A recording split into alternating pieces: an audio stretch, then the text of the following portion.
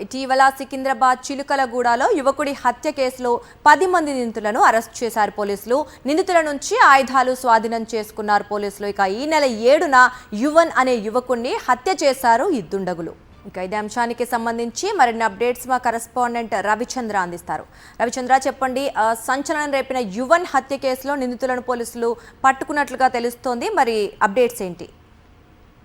దుర్గా అయితే సంచలనం సృష్టించిన సికింద్రాబాద్ చిలకలగూడలోని మేడిబావిలో అఖిల్ అనే యువకుని అత్యంత దారుణంగా హత్య చేసి చంపారు. అయితే అందులో 10 మంది అఖిల్ అలియాస్ ఎవరిని హత్య చేసి చంపారు. ఇందులో 10 మంది నిందితులు ఉన్నట్లు పోలీసులు గుర్తించారు. 10 మందిని అదుపులోకి తీసుకొని విచారణ చేపట్టారు. ఆ రోజు ఉపయోగించిన కత్తులు కావచ్చు, మిగతా వాళ్ళకి సంబంధించిన అంటే ఆ హత్యకు సంబంధించిన వస్తువులన్నింటినీ కూడా స్వాధీనం చేసుకుని విచారణ చేపట్టారు. ఎందుకు అఖిల్ ని హత్య చేయాల్సి వచ్చింది, అయితే అఖిల్ ని బయటకి పిలిచింది ఎవరు, ఎందుకు పిలిచి పక్కా ప్లాన్ తోటి చేశారు, ఈ కోణంలో దర్యాప్తు చేపడుతున్నారు. అయితే ఈ అఖిల్ అలియాస్ యవన్ గతంలో ఒక అమ్మాయి తోటి ప్రేమ వ్యవహారం నడిపించినట్టు తెలుస్తుంది. అయితే ఆమెకు సంబంధించి ఆమె ఫోన్ నుంచి మెసేజ్ వచ్చిందా ఏంటి అన్న కోణంలో కూడా చేస్తున్నారు. అయితే అంటే అఖిల్కి సంబంధించిన అమ్మాయికి సంబంధించిన వాళ్ళ బంధువులు ఎవరెవరు ఉన్నారు ఇందులో, ఆ బంధువులతో పాటు అయితే ఈ 10 మందిలో కూడా బయట వ్యక్తులు కూడా 2 ఉన్నట్లు కూడా తెలుస్తుంది. బయట వ్యక్తులు ఎందుకు సహకరించాల్సి వచ్చింది, ఈ 8 మంది కావచ్చు, 10 మంది కావచ్చు,